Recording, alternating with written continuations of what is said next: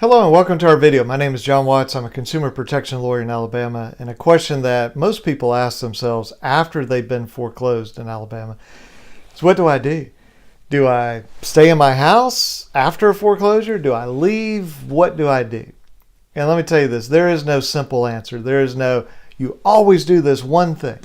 I can give you some thoughts though from representing, I can't tell you how many people over, the last 15 years probably. Been practicing since 95, but really doing a lot with foreclosures over the last 15 years. And here are some thoughts that you have to, I think, go through and analyze. And the first is, you go, well, what are the advantages of staying? Well, you get to stay. You don't have to pack. You don't have to move your kids to another school district. You don't have to find a place. You don't have to pass a credit check. You don't have to put down a security deposit. It's your home. It's where you want to be, typically, and so you get to stay. So that's an advantage. If you think that the mortgage company did something wrong, then it may make sense to stay and fight and say, wait a minute, this foreclosure is invalid. You didn't send me the right notice, or you didn't do the foreclosure during the legal hours of foreclosure, or you never prepared the foreclosure deed, or whatever it might be. Whatever your arguments are, they lied to you about doing a modification. They did the foreclosure too soon. There's a dozen different ways that they can break the law that would give you a very valid lawsuit back against the mortgage company, and it may make sense to stay and fight. And then you also just look at the economics of it. You may say, look, I've got a house that's worth $250,000. I owe $150,000. That's $100,000 in equity, but at the foreclosure sale, it was bought for $150,000. So you get zero. You lose all of that equity.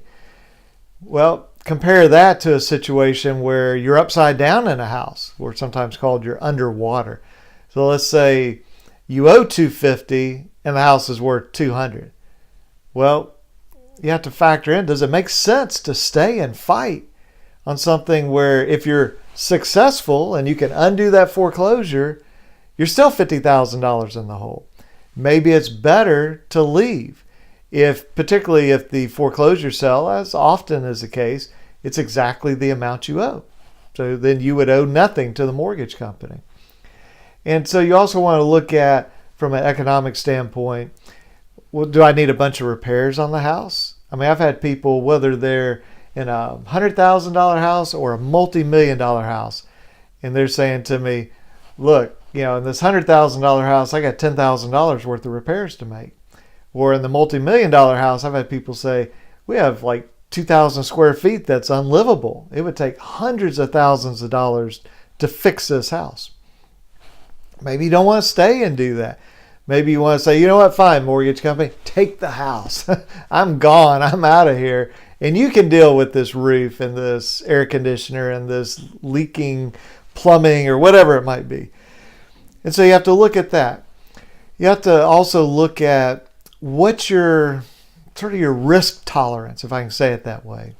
If you stay and you fight and you lose, then you may owe them rent money for all those months that you stayed in the house after the foreclosure. You may owe them attorney's fees. You may owe other damages to them. Are you willing to take that chance? On the flip side, you may have a valid lawsuit against them and they may owe you money. And you may get some knocked off your mortgage, and they put cash in your hand, and they fix your credit report, and they give you a better deal on your mortgage. So there's a bunch of different factors. And I understand whenever we're in a stressful situation, kind of our first thought, at least my first thought, is, what's the answer? Well, there is no the answer here. You just have to analyze this.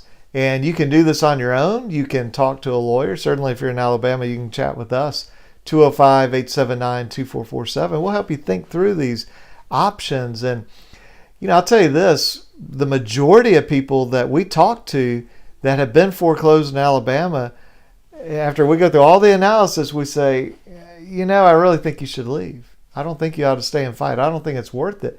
You're going to have to pay me to stay and fight, or some other lawyer. And you may end up with a judgment against you and you owe money, and there's just all sorts of downside to it. But then there are certainly situations where it makes absolute sense to stay and fight.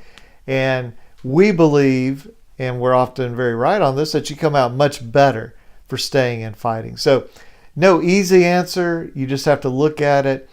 And sort of laying on top of all of that is the emotional aspect. I mean, some people say, look, I don't care about the economics. I have to stay in this house.